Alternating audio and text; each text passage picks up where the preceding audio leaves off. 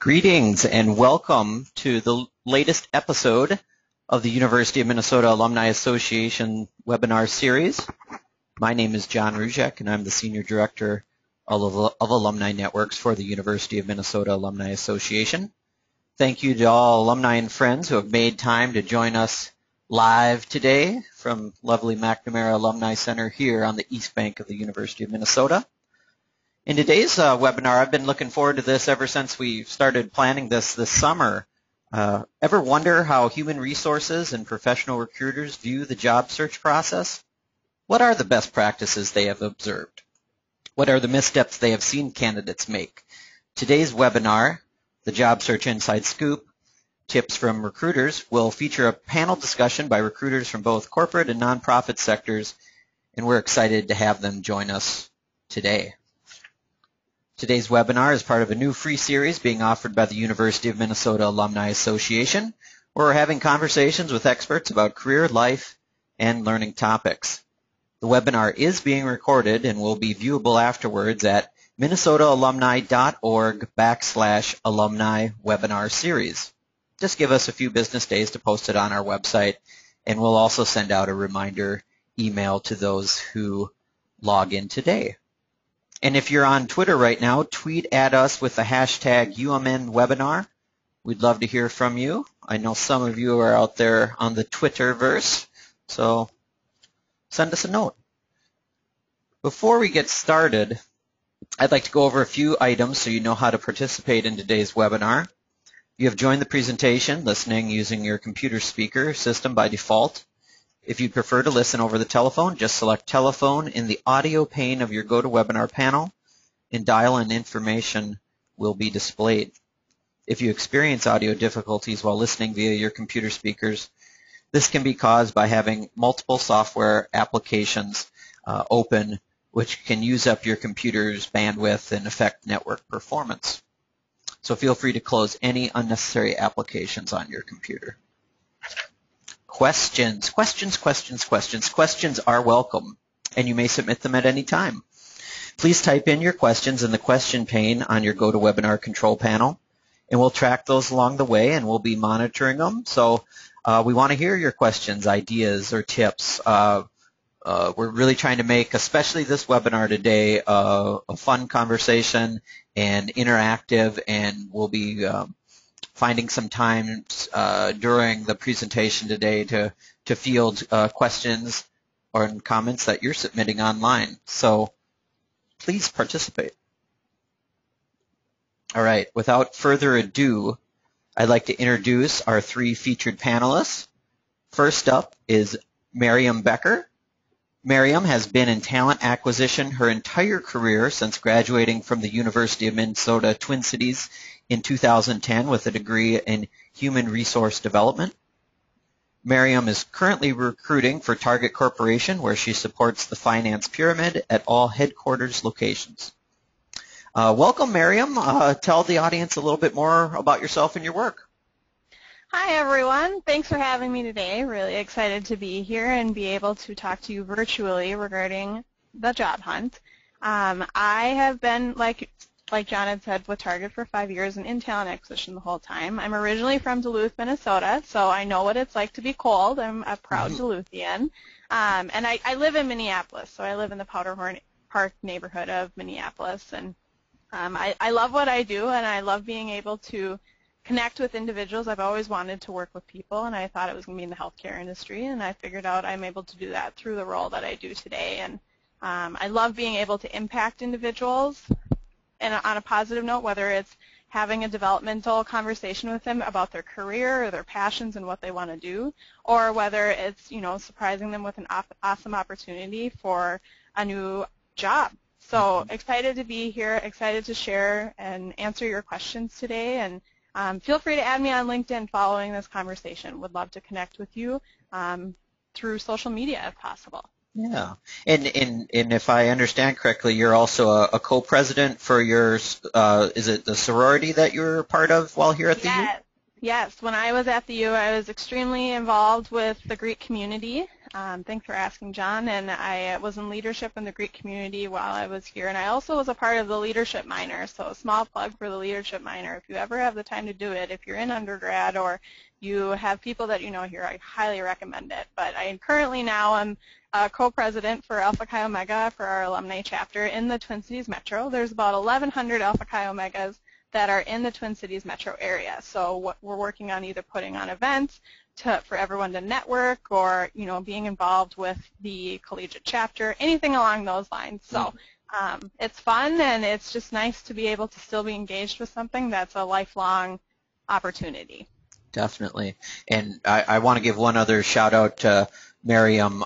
She and some other alumni volunteers from Target headquarters here in Minneapolis are generously volunteering some of their time this morning and this afternoon to do resume critiques with college and liberal art undergrad students. And so Miriam is joining us from the STSS building here on campus. So thank you again for being involved with that as well. Of course. It's fun to be back on campus. Excellent. Next up, Lars Leifblad. He's spent his entire career doing what he loves best, connecting people with one another and with new opportunities to develop their careers and connections. He earned an MBA from the University of Minnesota's Carlson School of Management and is also the founder of pollenmidwest.org. If you're in the Twin Cities or the greater 3-4 state area, check out pollenmidwest.org. I highly, highly recommend it. In July 2014, he also co-founded Ballinger Leifblad, Inc., an executive search firm that works with a wide range of civic client organizations. Welcome, Lars. Thanks, John, and I'm really excited to be with all of you today. Thanks so much for the opportunity to learn from you and share some insights. I had to note that, like Miriam, I actually had thought in my own career I was going to take a path in medicine as well, so I don't know what it is about aspirations to be in medicine and finding your way to recruiting, but it's working with people. That's right. The university has been a big part of my own life. I had the good fortune of spending 4 years actually working at the University of Minnesota as the Chief Development Officer at the Humphrey School of Public Affairs. I think a couple of folks might be on the call here today that are former colleagues, so hello to any of you that we had crossed paths as former colleagues. Earned my MBA at the Carlson School next door, and I think in addition to the chance to meet other students, learn from faculty, one other resource that those of you that are still actively connected to the university might check out is an organization called Common Grounds, which is an organization that a handful of us started to bring leaders together from the Carlson School, Humphrey School, and the law school, and it's since expanded over the last decade and is a great resource for those of you that are eager to connect with other civic-minded students and former students at the university. So excited to talk with you all about our firm.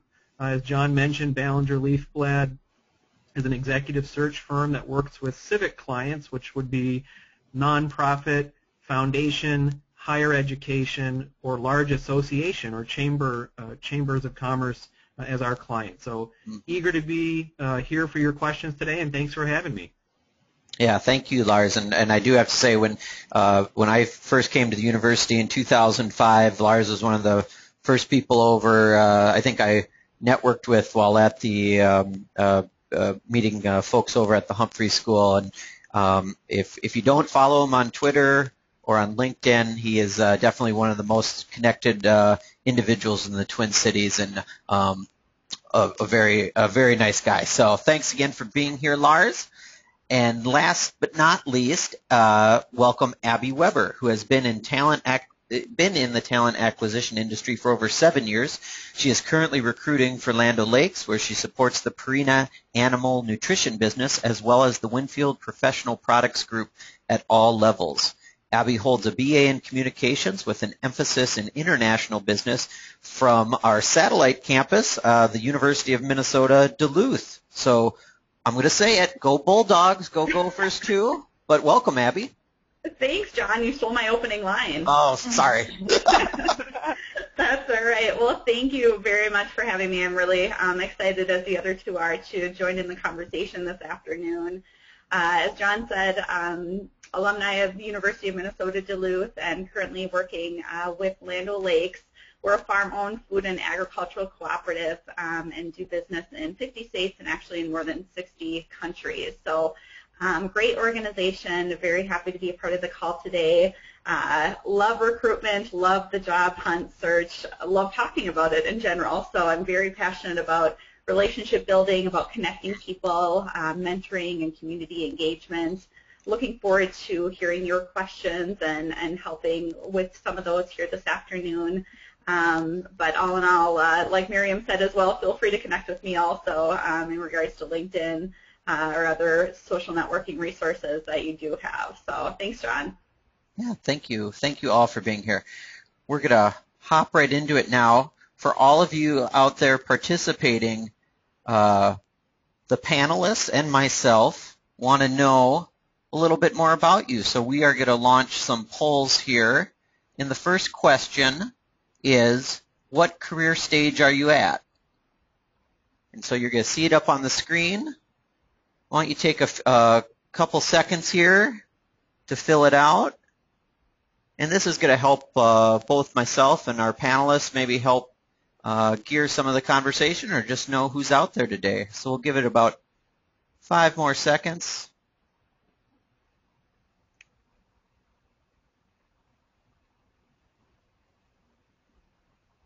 And so what are we, let's see here.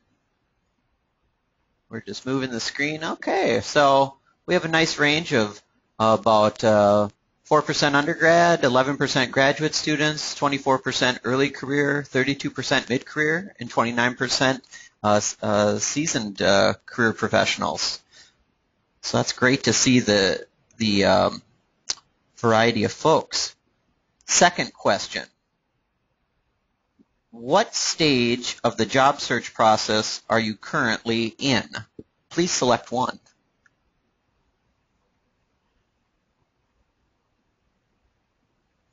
We'll give this about 10 seconds to show us where you're at or kind of some of the things that you're interested in. And actually, we're definitely seeing some trends here, so that's very, very good to know. Right. All right. So as you can see, we have a lot of people who, maybe aren't actively looking, but a big chunk in the exploratory phase and actively applying. So this is the panelists had recommended we kind of ask these questions. So we'll try to spend a little bit of time, more time on the exploratory and application side as well. And just a last question. What are the most intimidating parts of the job search in your opinion? And you can select multiple responses as well.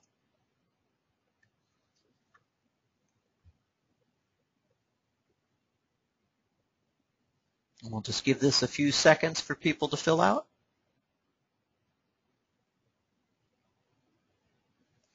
All right, just a couple more seconds.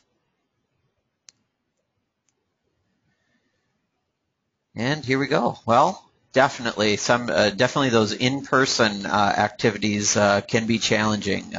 Networking, interviewing, negotiation for sure. So this is all good information and will help us guide the conversation for later. So today's discussion, we'll break it down into 3 different sections. I think based on the feedback the audience has given us, I think we'll maybe spend quite a bit of time on the searching and applying for jobs because that exploratory phase seemed and the application phase seemed very, very much of interest. And then we'll also cover some of the other areas as well. So it's going to be conversational. We're going to cover a variety of topics. My colleague Erin Elliott, who's sitting by me today, will be monitoring the chat field for questions, and we'll try to weave those in as appropriate.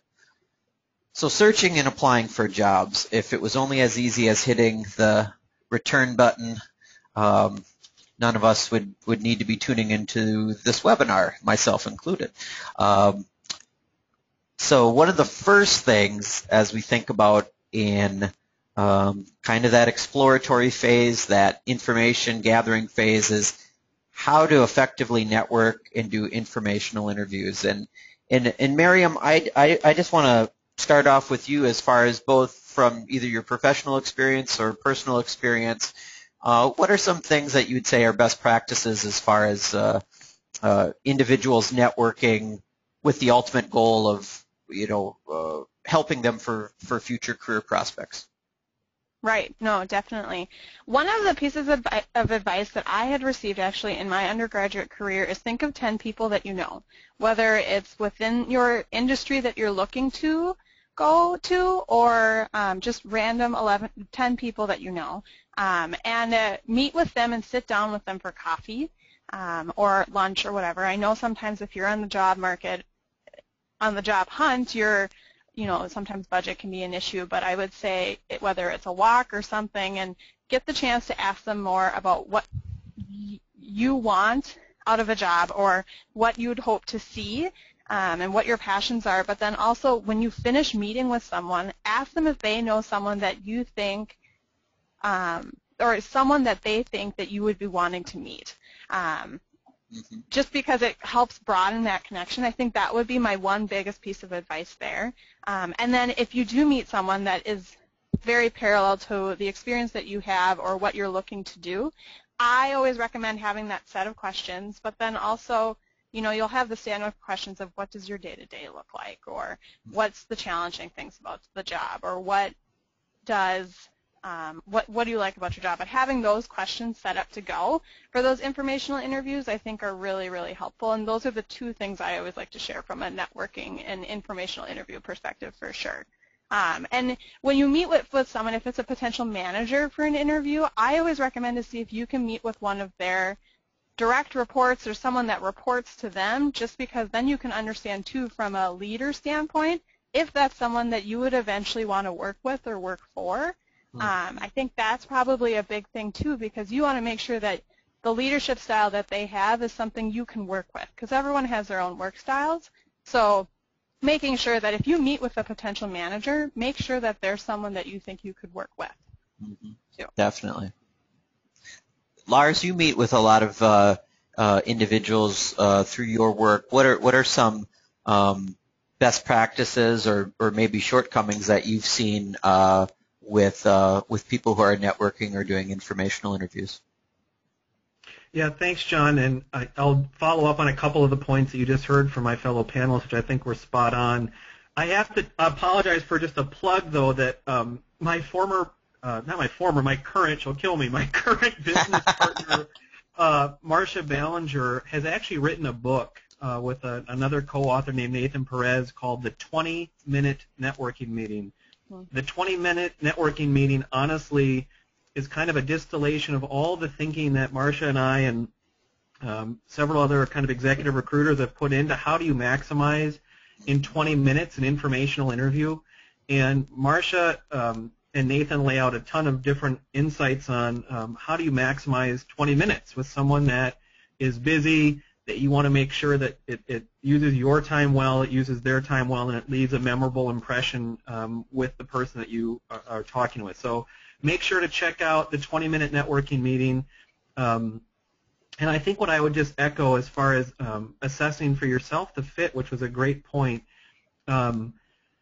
is to think about an informational interview with both the mindset of what can I learn about my interest in this opportunity, but also, what is it that, on 2 points. One is, what is it about this individual that I can be helpful, or how might I be helpful to whatever this individual is interested in, or their company is doing, or their organization's involved with, and having the mindset as you sit down with that person that it's not just a one-directional street, to really frame it in your own head that this is a two-way conversation for both you to learn, for them to learn, and at the end of the conversation, to think about, is there something that you can do to be helpful to them, is just an important mindset to have that I think a lot of people don't, and it will help differentiate you in terms of the conversation. And again, to follow up on the other point Marianne made about questions, I think in our experience, great candidates ask great questions. They just do, no matter the role or the organization. And so take the time to do your homework before you sit down for that informational interview to really understand that individual through LinkedIn or that organization's website, and have a question or two that demonstrates you've done your homework, where you ask them about, hey, I noticed on your LinkedIn that you were a runner at the University of Minnesota, or that you were active in your sorority or fraternity, or that your organization just posted a press release about X, Y, or Z. And that just, it goes a long ways to show that you do your homework, you come prepared, and it will leave a memorable impression. Definitely. Abby, from your perspective, anything else to add? Or I think especially what Lars is touching on is both whether in the informational interview stage or when drafting a cover letter or resume or actually going into the interview, the importance of prior research. So maybe could you talk about the research part and then also any other tips that you have in this area as well? Absolutely. I would say, as far as the research is concerned, not only researching the industry, the company, that individual person, the other contacts or affiliations that you may know of them is important, but I think also researching and just taking a moment to really think about what you want to get out of that conversation. So what is that purpose that you want to walk away with at the end of the conversation? Whether it be that you want to connect with this person, this person's network, whether it be you want to connect with other individuals that they may know, or if there's a specific job. So just thinking about what the purpose is so that you do come prepared with some questions that'll be purposeful for those conversations. Mm-hmm. Definitely. Moving ahead, this was one as we were planning this webinar, one thing that we thought would be of interest to cover is, from your experience both as internal recruiters and external retained recruiters like Lars, what would you say the biggest misconception is from people who are networking with you or connecting with you about the role of recruiters, or the biggest misconception from job applicants or interviewees about your role? And Abby, why don't you kick off this one? Yeah, that's an interesting question. I've had the opportunity both to work in search recruiting as well as through corporate recruiting, and so I think one of the biggest misconceptions that I've seen is that recruitment is not connected with the rest of the business. They're a part of HR that are kind of in their own world. That's probably the biggest misconception. And in all reality, I think most recruiters are very connected with what's going on in the actual industries that they support. So they are, meeting with managers on a day-to-day basis. They're really involved in business meetings, in discussions as far as future opportunities, what's coming in the pipeline for different roles, but then just very knowledgeable with business decisions and how we move forward with different opportunities that may arise. So that's probably one of the biggest ones that I've seen. Mm-hmm. Lars, what about from your perspective? Yeah, not to throw all of us on the panel under the bus, but I think one misconception about recruiters with regards to job searching in general is that, yes, if any of us are working on a role at a given moment, we are a resource to that specific position. But I sometimes think people assign too much weight to the role of recruiters in their job search thinking. I mean, if you tally up the number of jobs that are not being handled by a recruiter or a search firm, there's kind of this thing called the hidden job market, where the majority of jobs, you're going to find through kind of the human network of people you know and people that they know. And so what I guess one misconception I might have is that when we talk to executives in transition, they can sometimes over-focus the amount of time and energy that they think, if I just get in front of one more recruiter, the right thing's going to open. And there are times that's the case, but I think more often than not, it's actually having a diverse, broad network of people who have their eyes and ears open to something that might be the right fit for you and what you're seeking. And so that's one that we encounter frequently. Yeah. Miriam, do you have any other thoughts? I think the one other thing that I can think of too is when individuals submit an application. I think when you're applying to jobs or you're job seeking right now, the only place that recruiters look is not just necessarily the database that you would submit your application to. I think there's just a couple of other ways as far as networking. There's more ways. Recruiting has evolved, I think, over time, and it's not just through the applicant tracking system that you would apply to, or let's say, you know, for example, if you went to target.com/careers. Yes, we do look at resumes there, but there's so many other ways that we hire that way. You know, we may have talked to someone 6 months ago that we think would be great for the job that would be open or available now. I think there's just a lot of ways that we do work other than reviewing the resumes through the system, but otherwise, you know, there may have been conversations a while ago too. So that's why I think the networking is a really, really key piece into your job search for sure. Mm-hmm. You know, you bring up an interesting point as far as looking at a variety of factors with applicants and panels, and this is something that's been a question of curiosity for me. And you don't have to speak to the, you know, the practices of your specific organizations, but a person's nowadays social media presence, much of that information is public, Google searchable. What weight, pros or con, do recruiters or hiring managers put into somebody's professional presence on, you know, a LinkedIn or something like that, or sometimes the very personal public things that are out there? How do different organizations weigh that? Miriam, why don't you kick it off? Great. I think it depends on the industry and profession you're looking at. I think that's one thing that recruiters definitely will take a look at. LinkedIn, of course, I would try to keep that one as professional as you possibly can. Facebook or Twitter, I think it depends. I mean, if you're really active about certain things or maybe passionate about certain things, that's just something that you can learn on the side.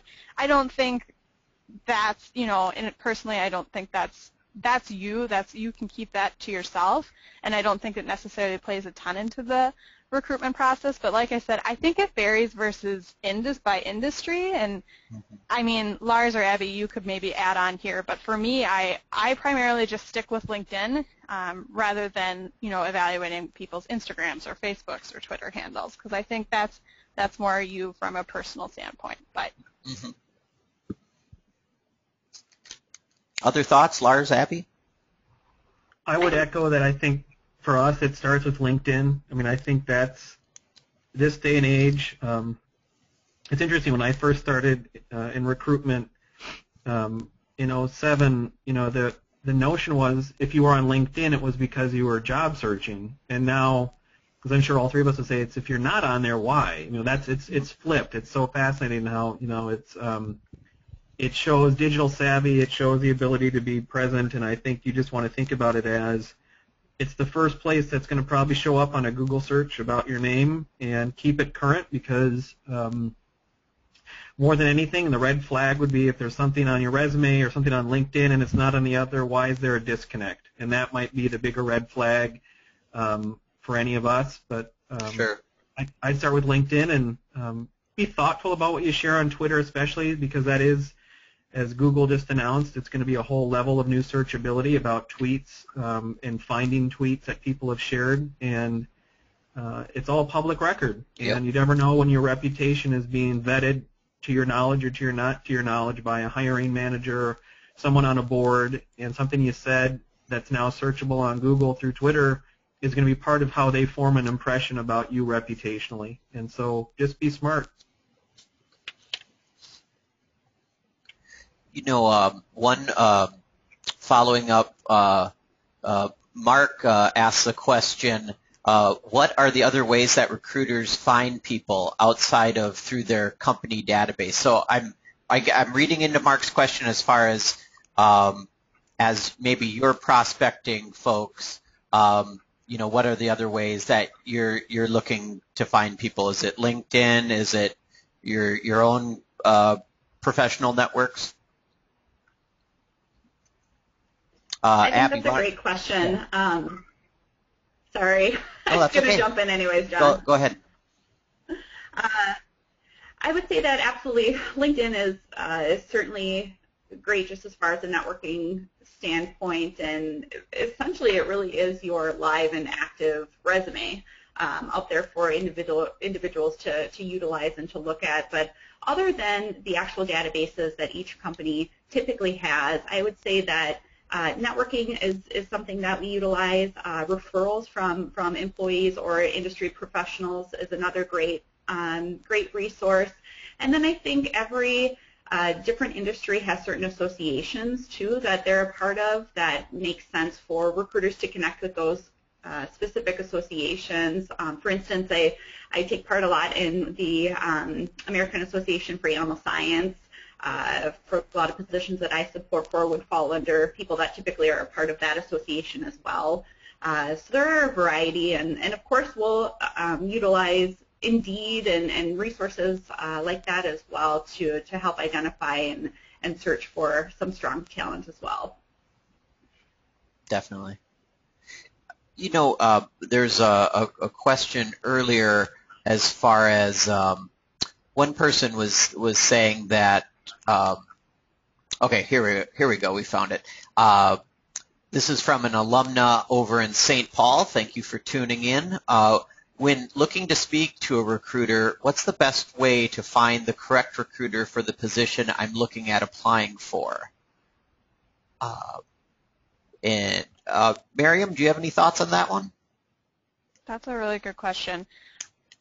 I would say, well, searching by LinkedIn is a good way to do it first. I mean, I recommend connecting with maybe one particular recruiter that would be affiliated with a particular business that you're looking at. And then LinkedIn is a networking tool, so feel free to send in a message or an email and be direct. I think that's one thing people don't necessarily use it. The one thing, sometimes the delay in response can be a part of it because it depends how active people are on LinkedIn.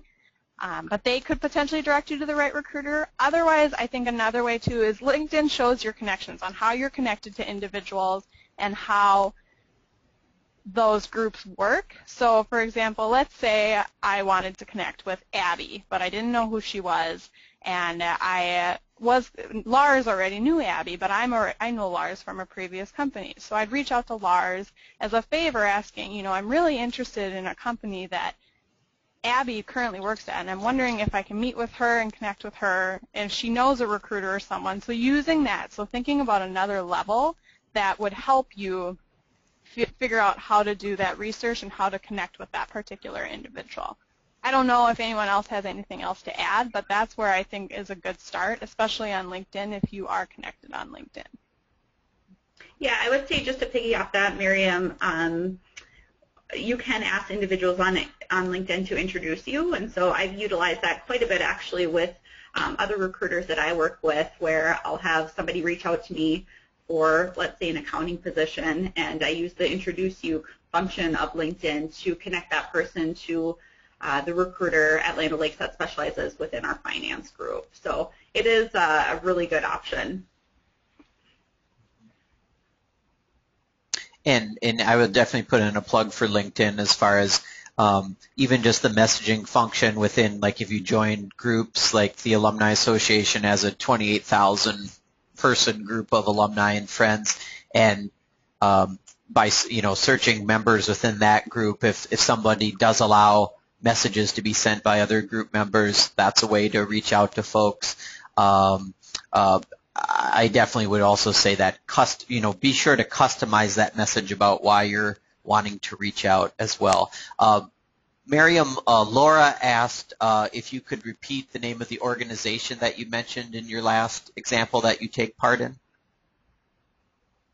The one that I take part in, was that the Alpha Chi Omega one? I believe so. I think it was from the last question, or the last question I asked. The last question you asked. What's the organization? I think I just referenced LinkedIn was the example. Okay. Yeah. Great.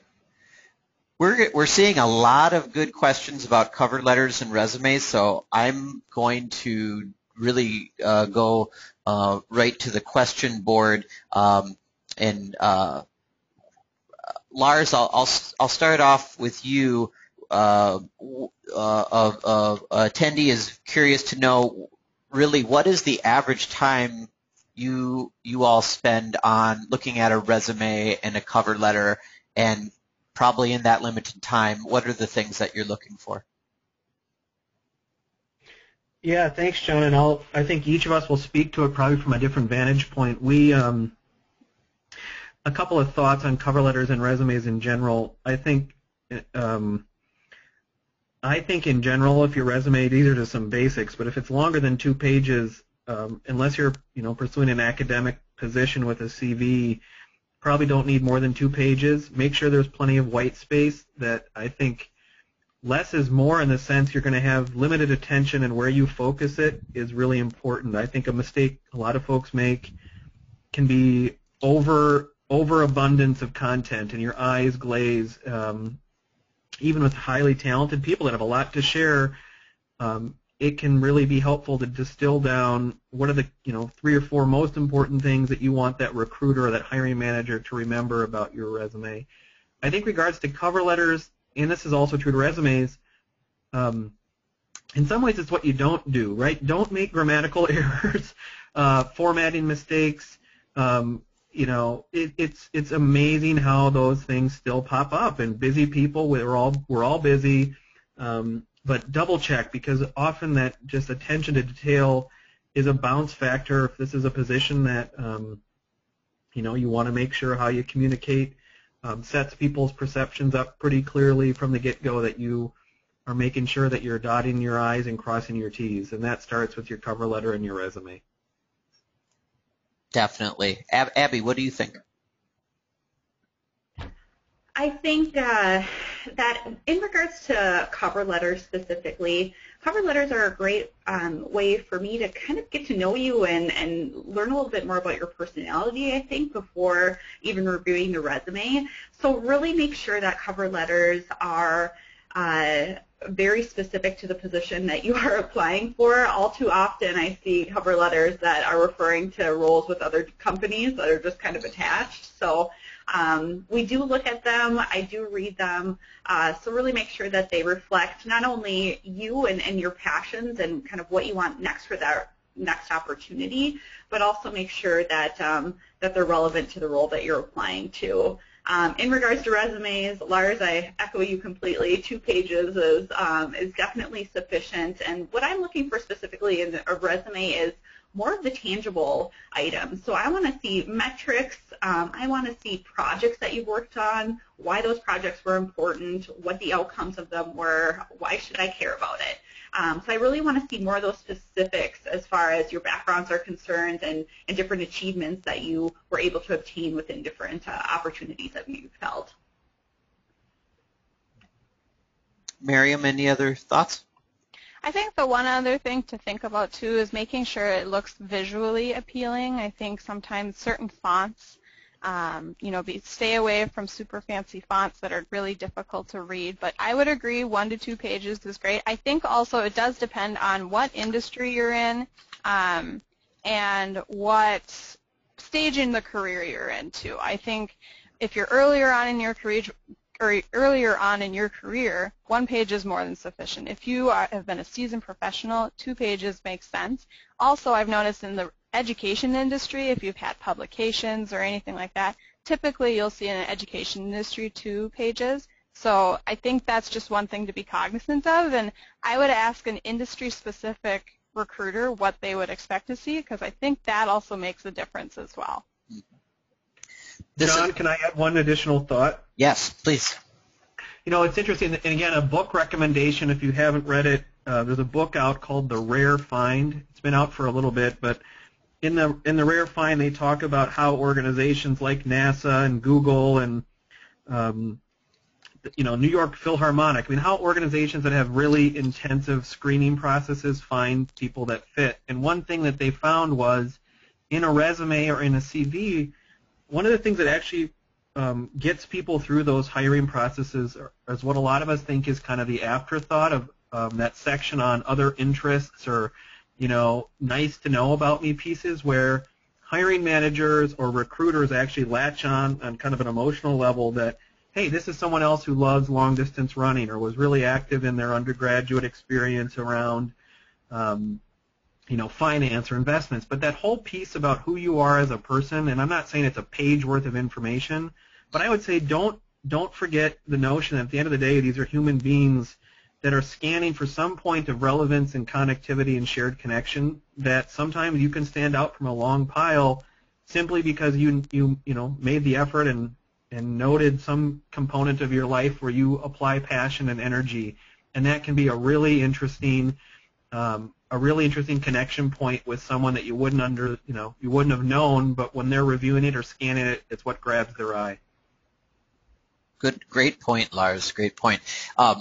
A very quick lightning round question that's kind of coming in, and you can maybe say yes, no, or a short answer. But with the cover letter, how important or crucial is it to?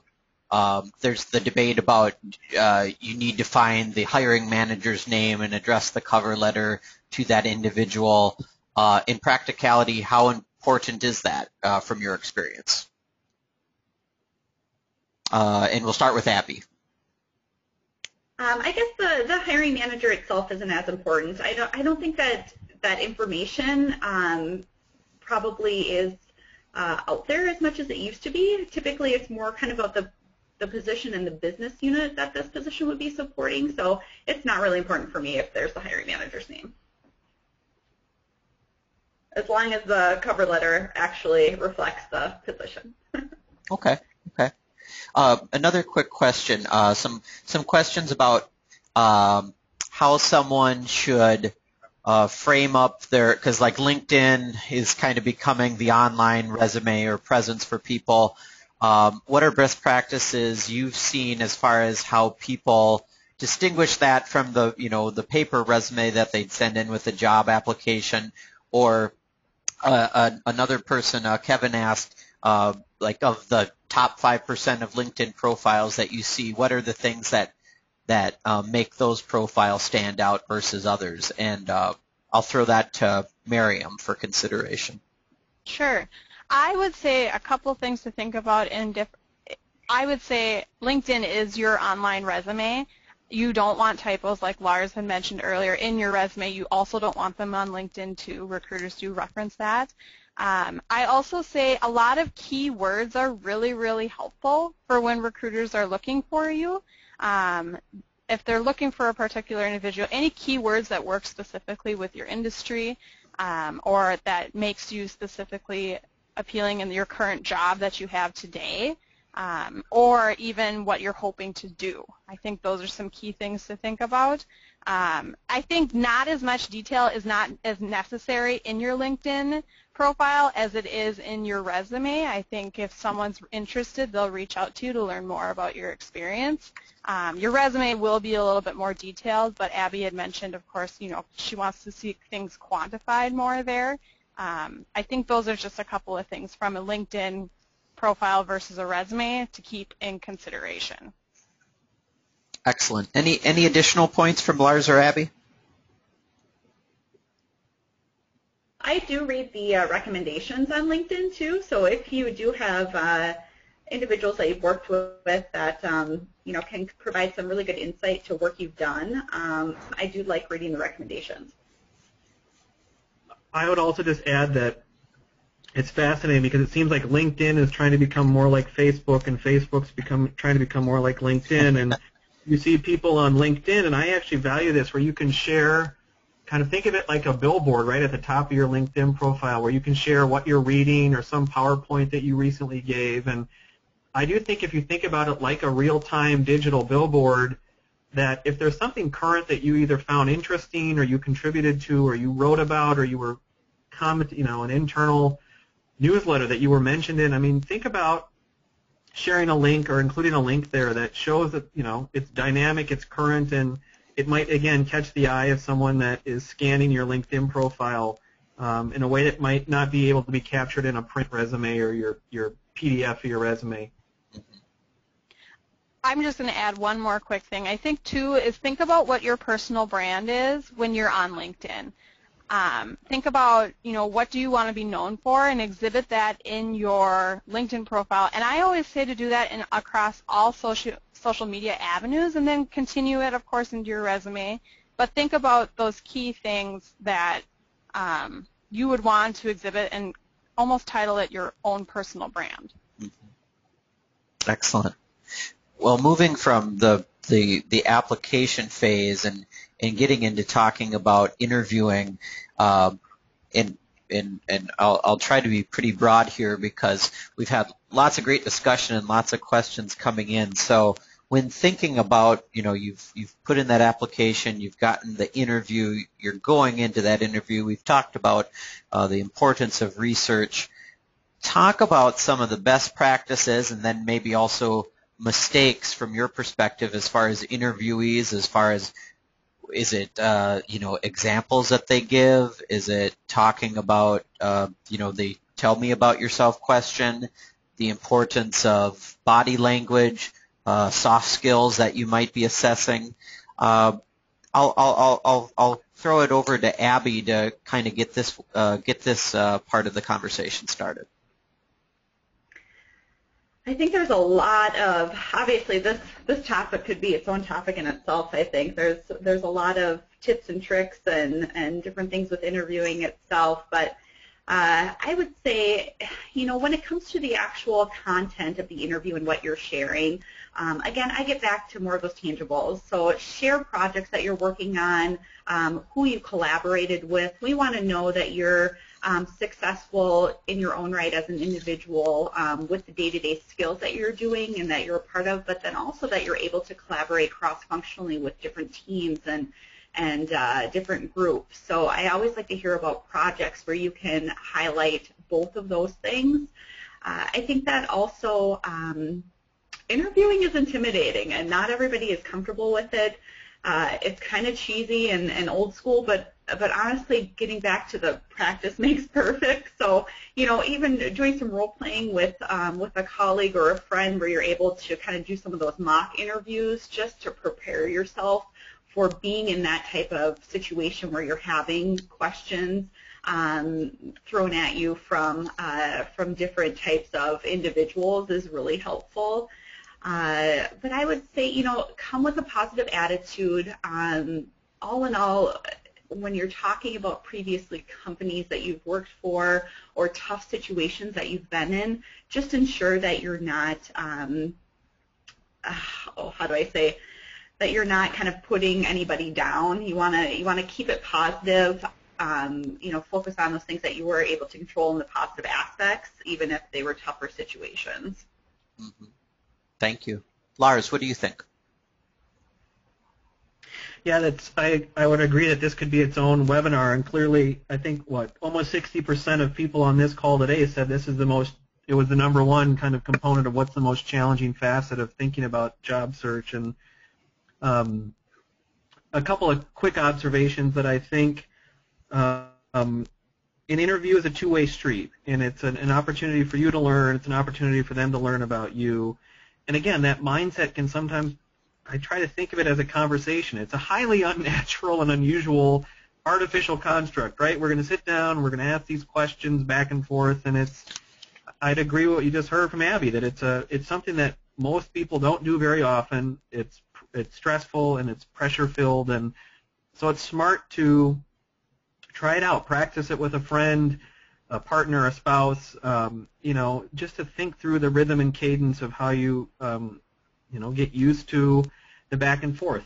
I think a couple of just thoughts on best practices. There are some basics just about, research shows that it takes about 30 seconds to make an initial impression of someone that's very hard to change. And that you've got about less than a minute to leave a first impression with an interviewer, positive or negative, and that can it sets the tone for your whole conversation. And those are things like eye contact, smiling, being positive, like you've heard, and it's not you have to be a high extrovert, right? There's a wide range of candidates, introvert to extrovert, and I think it's just about taking a deep breath, smiling, making eye contact, and centering yourself before you start the conversation. That can really kind of get things off on the right foot or the wrong foot. The second piece is when you're answering questions, I think that sometimes even very, very senior leaders that we interview for our executive search roles, it is just fine at times to take a second and catch your breath and pause before you respond and think before you respond. And there are some times that I think candidates are so eager to respond to a question or to jump to a thought that it can both disrupt the interviewer and it can kind of leave you down a rambling path of trying to get out of a rabbit hole. And so just make sure to give yourself, if you need a second to compose your thought and think and take a breath, do that before you respond. And in fact, oftentimes you'll hear a client remark to us that they appreciated that the person was thoughtful and an active listener and thinking about the question they were just asked before they responded. So that's just another observation about some best practices we see, or candidates that sometimes will take a moment to pause between questions and catch their breath before they respond. Wonderful. Thank you, Lars. Miriam, what have you seen from your experience? I would say, again, it goes back to that leader, especially if you're meeting with a potential manager and you're interviewing with them. I know that you're being interviewed, but you are also interviewing them just as much, and I think that sometimes some hiring managers or potential managers tend to forget. But remember that that's someone that you may potentially be working with or for, and so make sure that you enjoy meeting with them. And if that it doesn't resonate with you after you leave, and if you don't feel good that way, I think that's something to think about. Another thing I've noticed too is with nonverbals. I think nonverbals is a big thing through interviews. I know you're nervous. I get really nervous during interviews all the time, and so I always recommend, and I always like to look for that nonverbal of like they're recognizing what I'm saying, but they're usually writing things down or they're taking notes or things like that. Just push through it because 85% of your body language is nonverbal. So just remember that, and some people are not as animated, and just continue to push through your conversations. And I think Lars said it perfectly, is just breathe too. Just remember to take your time and breathe. And then an elevator pitch when you talk about yourself, I would try to keep that as concise as you possibly could. Give it 2 to 3 minutes of talking about your experience, so it allows that time for them to ask questions and detail more. And then prior to prepping or prior to completing your interviews, I would also say the best part about that is thinking about what you're the most proud of throughout your career this far. Think about, like Abby had said, the tangible things and projects that you have worked on that you are proud of, that you would be happy to share throughout the interview. Otherwise, Lars and Abby covered quite a bit of it. Mm-hmm. Thank you so much. What I'm going to do now is just cover a few other topics that are coming in from online, and I'll just propose it to one of you, and then we'll try to get through as many topics as we can between now and the close of the webinar. Abby, one question came in as far as from a job candidate, as far as when's the appropriate time to in the interview process or the kind of the application process that someone starts talking about negotiating salaries, benefits. Is there a time that's like way too soon to be crossing that bridge, or is there a sweet spot as far as you've seen from your experience? I think discussing your expectations as a candidate for salary and benefits, I feel like that should be an ongoing conversation. So I usually talk a little bit about it with my initial conversation with candidates, and then I'll usually circle back to that. So, this is what we had kind of talked about earlier. Does that still apply for you? Has anything changed within your current situation that I should know about? So I feel like those should be ongoing conversations, because at the end of the day, I don't want there to be any surprises, and you as a candidate, you should be able to walk into this big decision for job, searching and moving on to your next opportunity with no questions about what that would look like at the end of the day. So I feel like it definitely should be an ongoing conversation. I think how intensely you approach it, probably less intense in the beginning, but obviously getting into more details as the conversation continues when you go through the process. Excellent. Miriam, from your experience, what are either good or bad examples that you've seen of candidates when you finish asking your questions and then you allow them that time at the end of the interview to ask questions of you or the other interviewers in the room? What have been best or worst practices in your experience?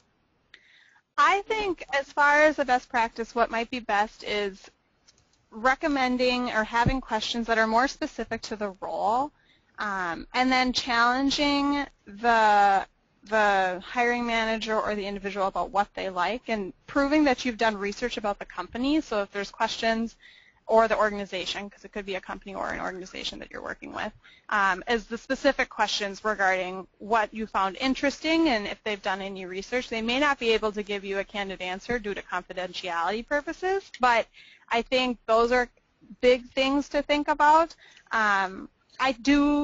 Lars mentioned this earlier, but I do think it is really important to come prepared with questions. Sometimes you may not have time. You may run out of time when you're answering other questions, but it's good to just have that, because if you don't, I think from an interviewer standpoint, it gives us the question of, are you really interested in the role or the organization? And then I think ending it saying how interested you are in the role also does help too. Mm-hmm. Abby, quick question for you. Justin asks if he only has 2 or 3 years job experience, but the job is asking for 5. Is that a deal breaker, or are there ways that somebody with just 3 years of experience would be reviewed for a job where it's asking for 5? That's a really great question.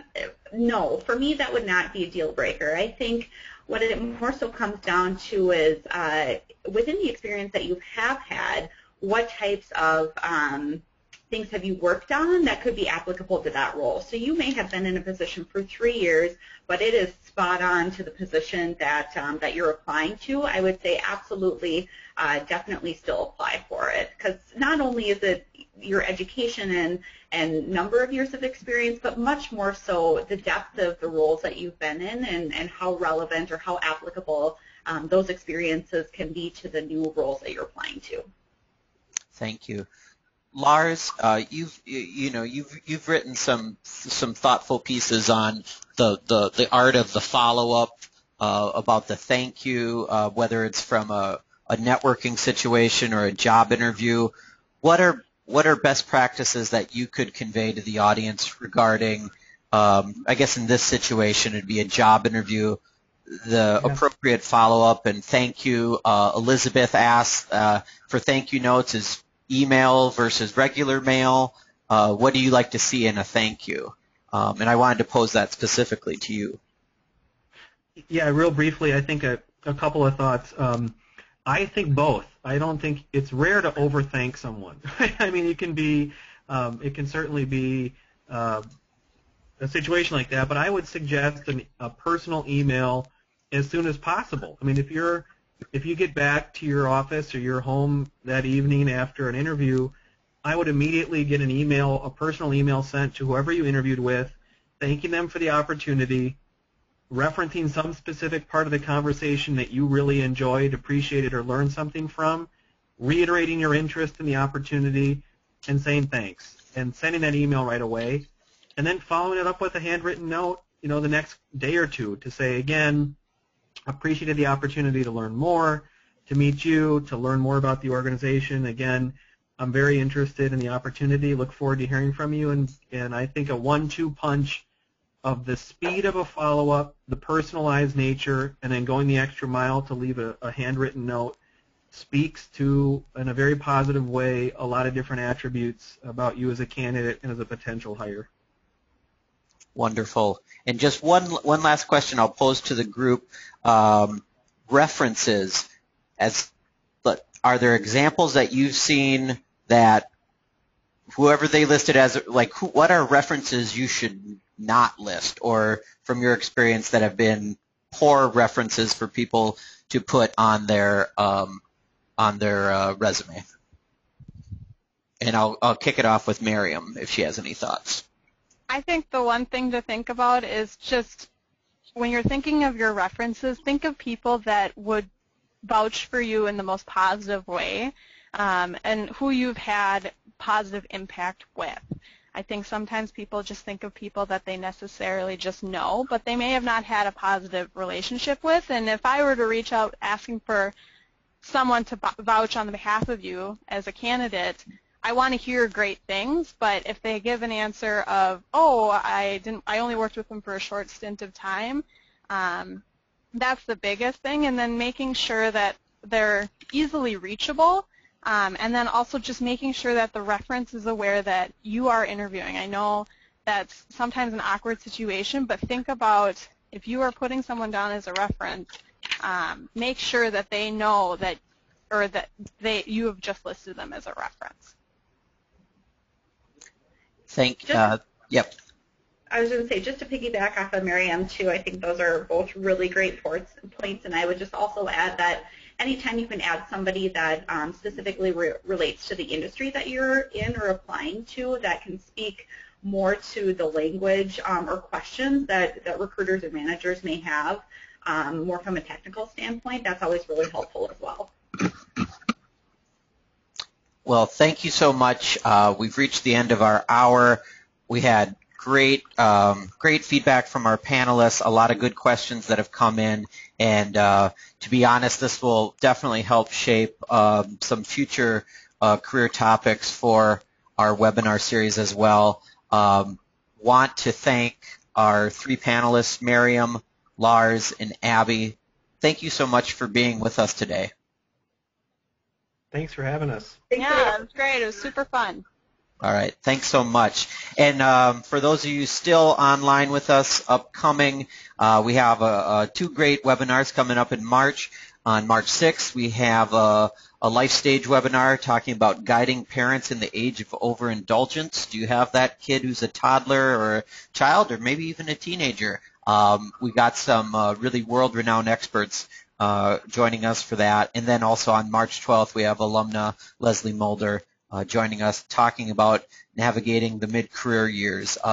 Many of you on this webinar right now identified yourself as far as being mid-career, so definitely encourage you to log in with us on March 12th and hear that, or check the recording out afterwards at minnesotaalumni.org/alumni webinar series. If you're on social media, check us out, Twitter, LinkedIn. We were talking about LinkedIn, how important it is. We have 28,000 people on it. You can join our LinkedIn group. If you want to connect with me, John Ruzek, Jonruzek. Would love to connect. And then lastly, I do want to thank members of the University of Minnesota Alumni Association who make new initiatives like this webinar series possible. Thank you so much. Because of members, we can enrich the lives of alumni, support student success, and make a better University of Minnesota. Become a member today at minnesotaalumni.org/join. This is the conclusion of the webinar today. Thank you again for joining us and being an active member of our worldwide community of University of Minnesota alumni and friends. Have a great day, everyone.